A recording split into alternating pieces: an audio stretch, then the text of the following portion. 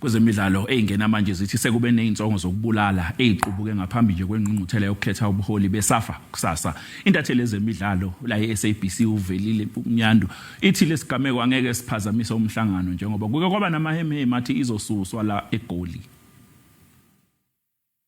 Even how this press conference finished, it finished in a manner in which an NEC member had some unprintable words to say to the media, and you must understand that we were called here very late to come to this press conference, and for those of us who came here, at least we deserve to be treated with dignity and respect.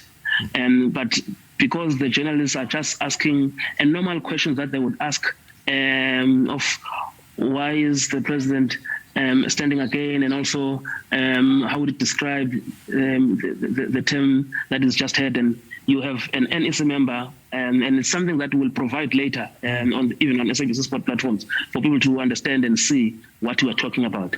But just to bring you up to speed with what you're talking about, the biggest story coming here from here today is that there are some death threats, according to SAFA. Some of their members have already received some death threats ahead of tomorrow's elections. But I've spoken to a number of people here, including one of the other outgoing vice presidents as well, who confirms that, look, there are serious challenges. Yeah.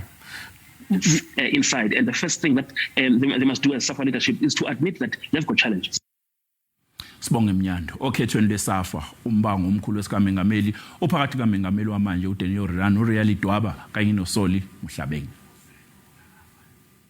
Okubhekwe kakhulu isikhundla sikamengameli nakuba kuphakanyiswa amagama amathathu kodwa umbango wangempela uphakathi kukaJordaan noLedwaba bobabili basebenze ndawonye ebuholini beSAFA iminyaka eminingi omunye engumengameli omunye eyiphini ngokwehlukana kwabo manje bazithola bese enhlangothini ezimbili. It's not for you, it's for the nation.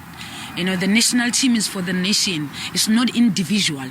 I hope the elections will be fair by the book.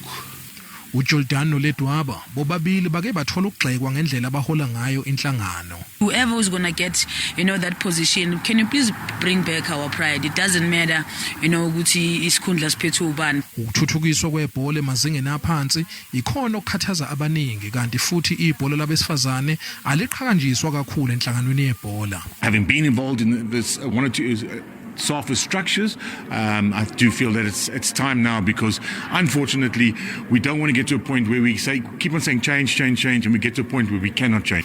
uJordaan uveze ezinye zezinto abakwazile ukuyifezekisa kakhulukazi embonweni wabo ka2022 eqenjini labesifazane kanjalo neqembu labasakhula labesilisa nabo abasohlwini lezinto okumele kusetshenzwe ngazo.